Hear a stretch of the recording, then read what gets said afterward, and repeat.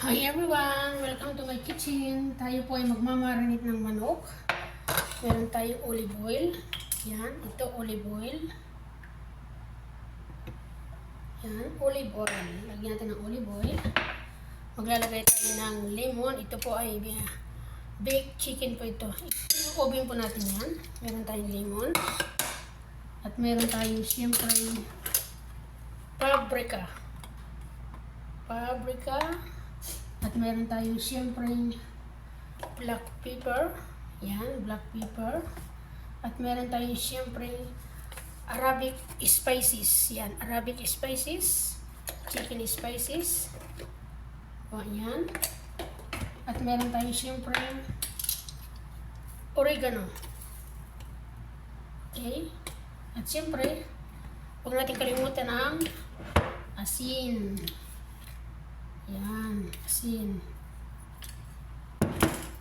At huwag mo rin kakalimutan mag-gloves. Kailangan natin mag-gloves. Yan. Imamarinate po natin yan, yung manok. So, ang manok po ay linis na po ito. Ang manok po ay hiniwa ko po siya sa ganire para mabilis po siyang maluto. Yan. 2, 3, at hita po. Ganire ko na siya para mabilis. So, 2 klase ang ating lulutuin yan. I-marinate na natin. Ganire lang po siya. Tapos saka natin i-oven yan. O, diba? Very easy lang po itong ating recipe for today. Yan. Simple lang po ito. Saka natin i-oven. Yan po. Dito naman tayo sa isa. Yung isa naman ay may gulay. So, same lang din po ang recipe niya. Meron tayong spices, meron tayong black pepper, may paprika, at mayroong oregano, at siyempre asin, at gulay. Ito na po siya. Haluin natin. Ganun din ang manok. Hiniwaan ko din siya ng ganire. Sa 2, 3. Yan. So, ito po ay may gulay. Yung isa po ay walang gulay.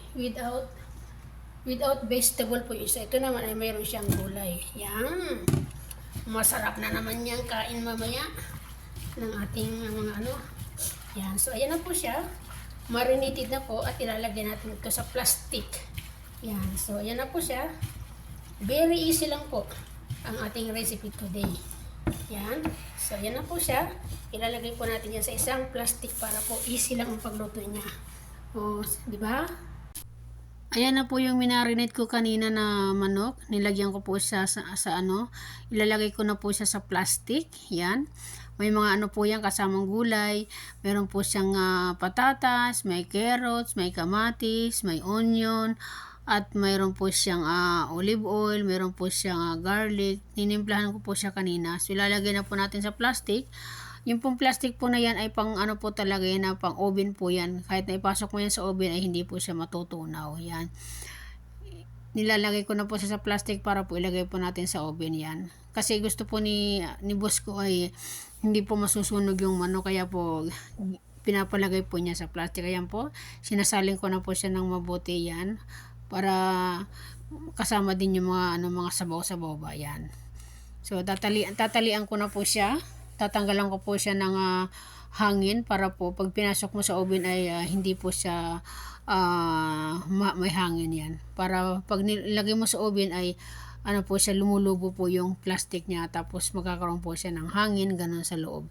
So ayan na po siya. Tinatalian ko po mabuti. At isasalin naman natin yung isa din, yung walang gulay. Kasi po yan ay may gulay yan. Yung isa po ay wala po siyang gulay. Ipapasok na po natin sa plastic din po yan.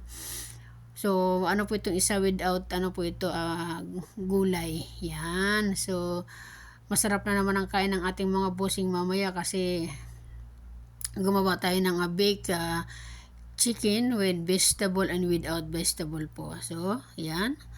Ilano na po natin, ipapasok po natin sa oven. Tatalian ko din siya. Yan, simutin natin yung ano niya, sauce niya kasi sayang po 'yun.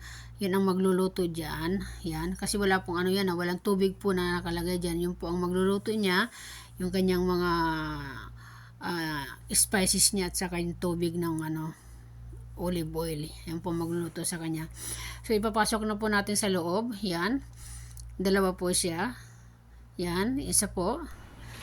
So maraming salamat po sa inyong panonood. Yan. Papasok ko na po sa oven. Maraming salamat po sa inyong panonood sa aking pong video. Sana po nagustuhan niyo po ang aking ginawa. Pa-like naman and pa-share sa aking pong video.